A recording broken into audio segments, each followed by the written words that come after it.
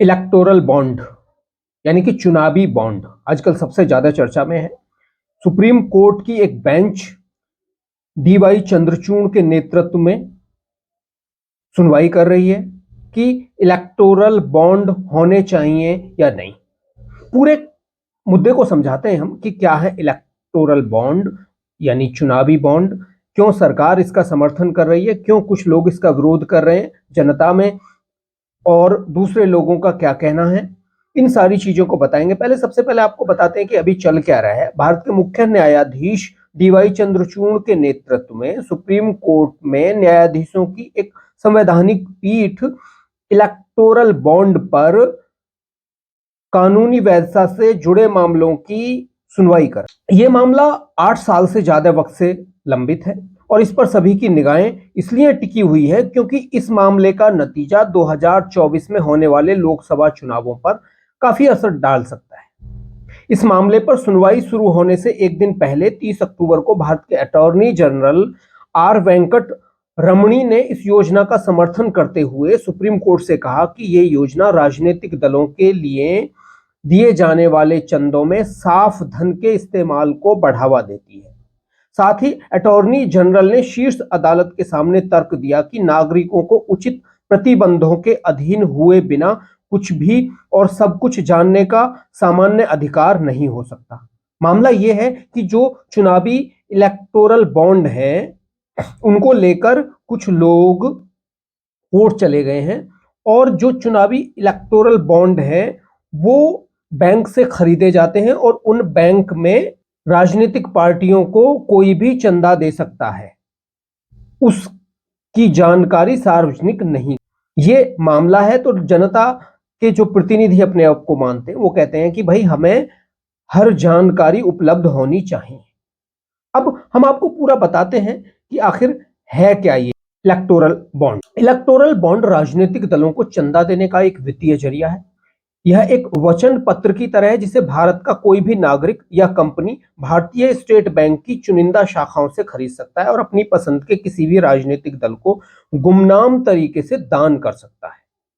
भारत सरकार ने electoral bond योजना की घोषणा 2017 में की थी। इस योजना को सरकार ने 29 जनवरी 2018 को कानूनन लागू। इस योजना के तहत भारतीय स्टेट बैंक राजनीतिक दलों को धन देने के लिए बॉन्ड जारी कर, इन्हें ऐसा कोई भी दाता खरीद सकता है जिसके पास एक ऐसा बैंक खाता है जिसकी केवाईसी की जानकारियां उपलब्ध हैं।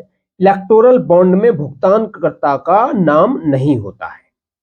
योजना के तहत भारतीय स्टेट बैंक की निर्दिष्ट शाखाओं से 1,000, 10,000 रुपए, 1 लाख रुपए, 10 लाख रुपए और 1 करोड़ रुपए में से किसी भी मूल्य के इलेक्टोरल बॉन्ड खरीदे जा सकते हैं। चुनावी बॉन्ड की अवधि केवल 15 दिनों की होती है जिसके दौरान इसका इस्तेमाल सिर्फ जनप्रतिनिधि अधिनियम के तहत पंजीकृत राजनीतिक दलों को दान देने के लिए किया जा सकता है।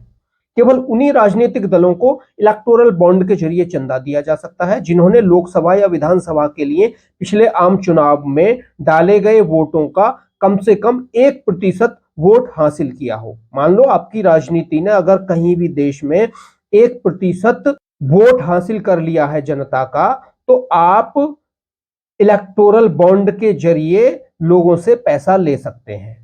योजना के तहत चुनावी बॉन्ड जनवरी, अप्रैल, जुलाई और अक्टूबर के महीनों में 10 दिनों की अवधि के लिए खरीदने के लिए उपलब्ध कराए जाते हैं। इन्हें लोकसभा चुनाव के वर्ष में केंद्र सरकार द्वारा अधिसूचित 30 दिनों की अतिरिक्त अवधि के दौरान भी जारी किया जाए। तो ये जो बातें थी ये आपने इलेक्टोरल बॉन्ड क्या है यानी चुनावी बॉन्ड क्या है वो बताई हमने। अब हम आपको बताते हैं कि इन इलेक्टोरल बॉन्ड यानी चुनावी बॉन्ड को लेकर जो कुछ आपत्तियां हैं लोगों की, वो आपत्तियां क्या हैं। भारत सरकार ने इस योजना की शुरुआत करते हुए कहा था कि इलेक्टोरल बॉन्ड देश में राजनीतिक फंडिंग की व्यवस्था को साफ कर देगा। लेकिन पिछले कुछ सालों में यह सवाल बार बार उठा कि इलेक्टोरल बॉन्ड के जरिए चंदा देने वालों की पहचान गुप्त रखी गई है, इसलिए इससे काले धन की आमद को बढ़ावा मिल सकता है। एक आलोचना यह भी है कि यह योजना बड़े कॉरपोरेट घरानों को उनकी पहचान बताए बिना पैसे दान करने में मदद करने के लिए बनाई गई थी। इस योजना को चुनौती देती हुए सुप्रीम कोर्ट में 2 याचिकाएं दायर की गई हैं। पहली याचिका साल 2017 में एसोसिएशन फॉर डेमोक्रेटिक रिफॉर्म और गैर लाभकारी संगठन कॉमन कॉज द्वारा संयुक्त रूप से दायर की गई थी, और दूसरी याचिका 2018 में भारतीय कम्युनिस्ट पार्टी यानी मार्क्सवादी ने दायर की थी। अब इन लोगों की याचिकाएं, इनका अपना क्या एजेंडा है, ये भी हमें देखना होगा। जिन लोगों ने याचिकाएं दायर की हैं, इनका भी अपना एक एजेंडा है। मार्क्सवादी कम्युनिस्ट पार्टी ने और कॉमन कॉज ने ये की है, क्योंकि इनके पहले कंट्रोवर्शियल चीजें रही हैं। याचिकाओं में यह भी कहा गया है कि इलेक्टोरल बॉन्ड योजना की गुमनामी एक नागरिक के जानने के अधिकार का उल्लंघन करती है, उस अधिकार का जिसे सुप्रीम कोर्ट के पिछले फैसलों ने संविधान के अनुच्छेद 19(1)(a) के तहत अभिव्यक्ति की स्वतंत्रता का एक पहलू माना है। तो ये जो लोग हैं, ये सुप्रीम कोर्ट के पुराने आदेशों को मानकर ऐसा कह रहे हैं कि भाई हमें बताओ तुम किससे चंदा ले रहे हो, हमें बताओ तुम्हें कौन चंदा दे रहा है, कितना चंदा लिया जा रहा है। सुप्रीम कोर्ट के सामने उठाई गई एक चिंता यह है कि FCRA में संशोधन किया गया है ताकि भारत में सहायक कंपनियों के साथ विदेशी कंपनियों को भारतीय राजनीतिक दलों को फंड देने की अनुमति दी जा सके। इस वजह से अपने एजेंडा रखने वाले अंतरराष्ट्रीय लॉबिस्टों को भारतीय राजनीति और लोकतंत्र में दखल देने का मौका मिलता है। ये एक जो मामला है, ये बड़ा संगीन है, क्योंकि आपने देखा कि किस तरह से भारत के लोकतंत्र में विदेशी शक्तियां दखल देती हैं। राजनीतिक फंडिंग के जरिए भी हो सकता है ये, और दूसरे तरीकों से भी हो सकता है। आप ये सब जानते हैं क्योंकि आपने ये पहले सुनी है। याचिकाकर्ताओं ने कंपनी अधिनियम 2013 में किए गए उन संशोधनों पर भी आपत्तियां उठाई हैं जो कंपनियों को अपने वार्षिक लाभ और हानि खातों में राजनीतिक योगदान का विवरण देने से छूट देते हैं। याचिकाकर्ताओं का कहना है कि इससे राजनीतिक फंडिंग में अपारदर्शिता बढ़ेगी और राजनीतिक दलों द्वारा ऐसी कंपनियों को अनुचित लाभ पहुंचाने को बढ़ावा। इलेक्टोरल बॉन्ड योजना को बजट में डाल दिया गया था, और चूंकि बजट एक मनी बिल होता है तो राज्यसभा उसमें कोई फेरबदल नहीं कर सकती। ये बात भी बार बार उठाई गई कि चूंकि राज्यसभा में सरकार के पास बहुमत नहीं था तो इस विषय को मनी बिल में डाल दिया ताकि उसे आसानी से पारित किया जा सके। तो क्या इलेक्टोरल बॉन्ड को मनी बिल के तहत पारित किया जा सकता था? ये भी एक सवाल लोग पूछ रहे हैं। इस कानूनी सवाल पर सुप्रीम कोर्ट की संविधान पीठ फिलहाल विचार नहीं करेगी, क्योंकि कब किसी विधेयक को धन विधेयक नामित किया जा सकता है, इस बात पर 7 न्यायाधीशों की संविधान पीठ पहले से ही विचार कर रही है। तो इसके लिए भी संवैधानिक पीठ विचार कर रही है। ये जो संवैधानिक पीठ है, ये इस पर कोई विचार नहीं करेगी।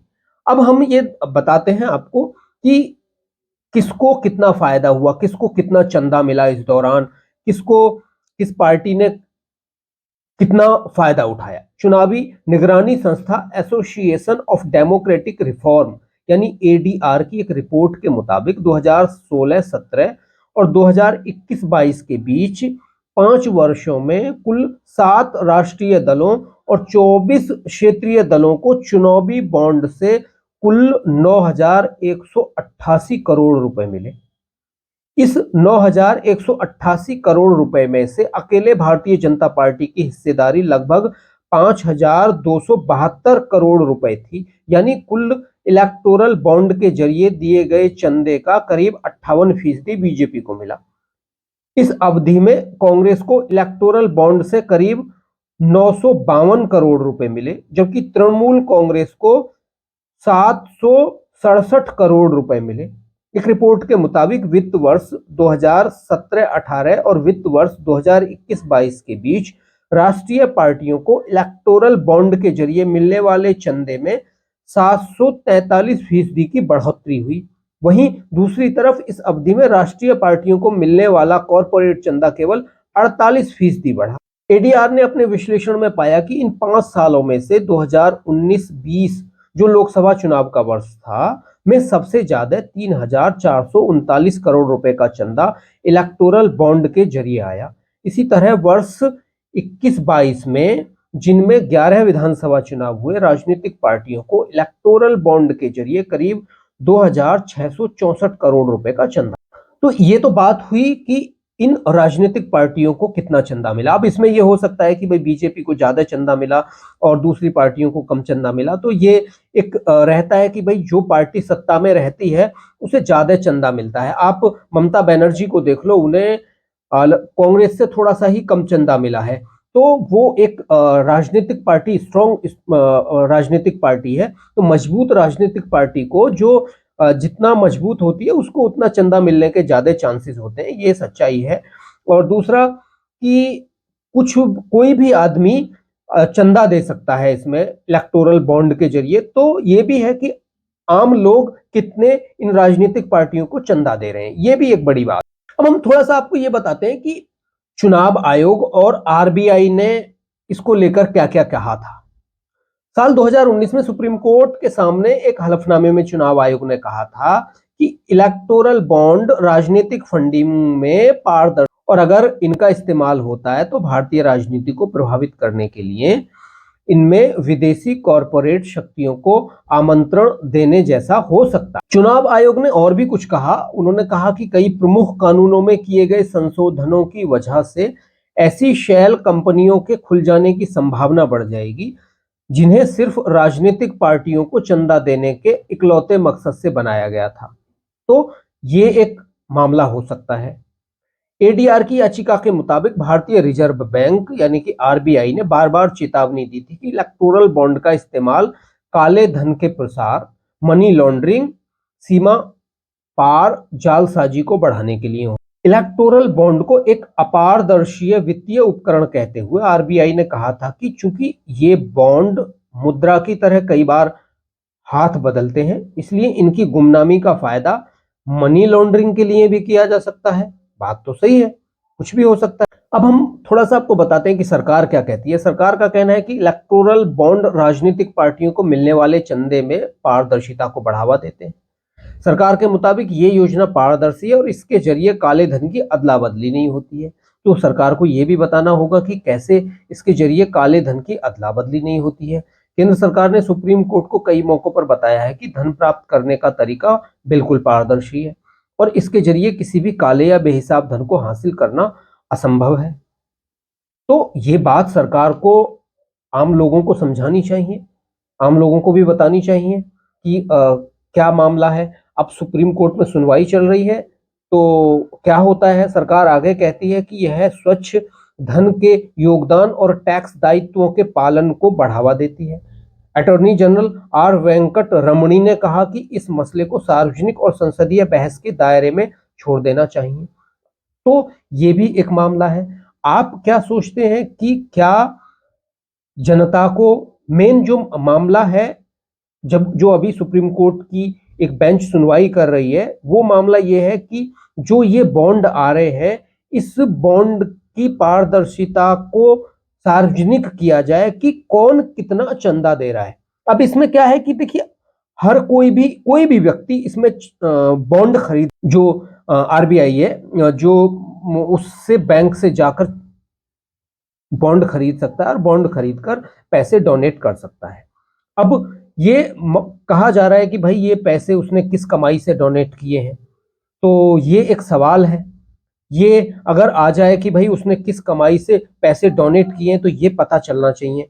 ये भी एक सवाल है लोगों का। आपका क्या सवाल है, आप भी बताइए। नमस्कार, जय हिंद।